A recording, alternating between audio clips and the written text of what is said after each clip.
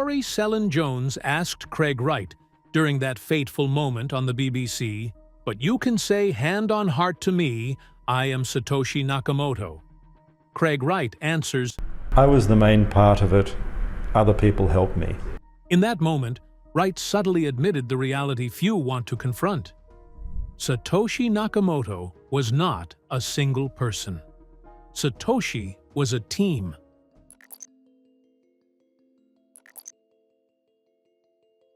The myth of Satoshi attributes superhuman capabilities to a single figure.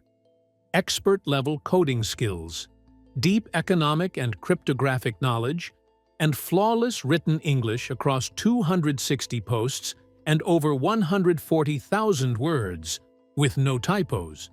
Satoshi not only had to conceive and code the Bitcoin software, but also build and manage a community around it. He had to ensure mining activity remained constant by mining himself and adjusting the network's performance as necessary. Satoshi was responsible for Bitcoin's survival during its precarious first 2 years. Such breadth and consistency seem rare, if not impossible, for a single individual. It arguably makes more sense that Satoshi was a team, a collective intelligence whose combined traits created a coherent whole greater than any of its parts. Yet this hypothesis, no less plausible than that of a lone inventor, is almost entirely absent from Bitcoin discourse. We've developed a 3D map visualizing the public discourse around Satoshi Nakamoto, built from the transcripts of the 20 most-watched YouTube videos on the topic. The map allows users to filter for mentions of Gavin Andresen or the idea of a Satoshi team. When toggled, a striking pattern emerges. Only a handful of videos reference Gavin's key meeting with Craig Wright, and almost none mention the team hypothesis at all.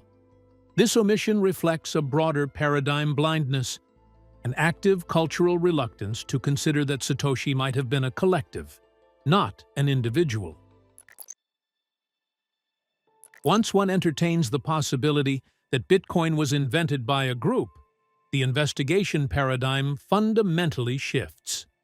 Different individuals with complementary skills and motivations could have collaborated, none of them rightfully or ethically able to claim sole ownership over the Satoshi identity. Let's imagine that Ringo Starr claimed, "I am the Beatles." It is easy to see that this statement would be at best inaccurate. It would distort the collaborative reality that defined the group. He couldn't unilaterally claim the Beatles' catalog. The same logic applies. No single member of the Satoshi team could rightly claim to be Satoshi in isolation. The idea that Bitcoin may have been invented by a team radically reshapes the question of authorship itself. To illustrate why, consider another analogy. Imagine no one knew who invented the Apple computer. Then, 10 years after its debut, a man named Steve Jobs comes forward, claiming he was the father of Apple. Naturally, Apple fans would probe, "Are you a hardware engineer? Are you a programmer?" Jobs, denying either expertise, would seem an unlikely candidate at first glance. But what if he simply said, "I was the main part of it"? Other people helped. Most would still recognize Jobs as the father of Apple, despite knowing that Steve Wozniak assembled the first Apple I by hand. The reality is more complex. Without Wozniak's technical mastery, there would be no Apple I. Without Jobs' vision, drive, and strategic leadership, there might have been no Apple at all. History is filled with such partnerships, pairs whose contrasting strengths created something neither could achieve alone. It's true in music. It's true in technology.